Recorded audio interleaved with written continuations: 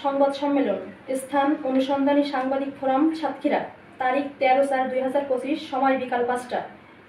প্রিয় কলম সৈনিক সাংবাদিক ভাইরা, আসসালামু আলাইকুম। আমি উম্মে তাহেরা বেগম, স্বামী মোহাম্মদ গিয়াসউদ্দিন, গ্রাম ডাকঘর কুমিরা, থানা পাটকেলঘাটা, জেলা সাতক্ষীরা। আমি উপস্থিত হয়ে এই মর্মে সংবাদ সম্মেলন করছি যে আমার স্বামী মোহাম্মদ গিয়াসউদ্দিন একজন সরকারি কর্মকর্তা। আমার শ্বশুর পাটকেলঘাটা বাজারে দীর্ঘ 50 বছরেরও বেশি সময় ধরে সুনামের সহিত ব্যবসা পরিচালনা করে আসছেন। আমার স্বামী ও আমার পরিবার কোনো আওয়ামী লীগের রাজনীতির সাথে জড়িত নয়।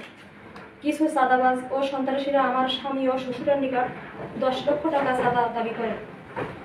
আমার স্বামী ও শ্বশুর চাঁদার টাকা দিতে অস্বীকার করায় আমার স্বামীকে তারা হত্যার হুমকি, দোকানঘর লুটপাট ও দোকানে অগ্নিসংযোগ দিবে বলে হুমকি দিতে থাকে। চাঁদার দাবিতে তারা বারবার আমার স্বামীকে ফোন দিতে থাকে। এক পর্যায়ে চাঁদা দিতে অস্বীকৃতি জানালে আমার স্বামী ঈদের ছুটিতে বাড়ি থাকায় 2/4/2025 রোজ বুধবার সন্ধ্যা আনুমানিক 7টার দিকে শ্বশুরের ব্যবসা প্রতিষ্ঠানে বসা অবস্থায় তারা আমার স্বামীকে একা পেয়ে দোকান থেকে টেনে বের করে ইট, লাঠি ও দেশীয় অস্ত্র দিয়ে আঘাত করে। মৃত ভেবে ফেলে রেখে দোকান থেকে আনুমানিক 10,55,000 টাকা নিয়ে চলে যায়। এ বিষয়ে কোর্টে একটা মামলা দায়ের হলে আদালত আসামিদের বিরুদ্ধে ওয়ারেন্ট দিলেও প্রশাসন এখনও কোনো গ্রেপ্তারের কোনো ব্যবস্থা গ্রহণ করেন নাই। এখন চাঁদাবাজ সন্ত্রাসীরা মামলা প্রত্যাহার না করিলে তারা হত্যা, অগ্নিসংযোগ ও লুটপাটের হুমকি দিয়ে যাচ্ছে।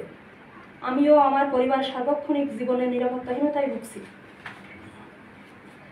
এ বিষয়ে আপনাদের মাধ্যমে প্রশাসনের কাছে চাঁদাবাজ ও সন্ত্রাসীদের গ্রেপ্তারপূর্বক দৃষ্টান্তমূলক শাস্তির দাবি জানাচ্ছি। ইতি উম্মে তাহেরা, গিয়াসউদ্দিনের স্ত্রী।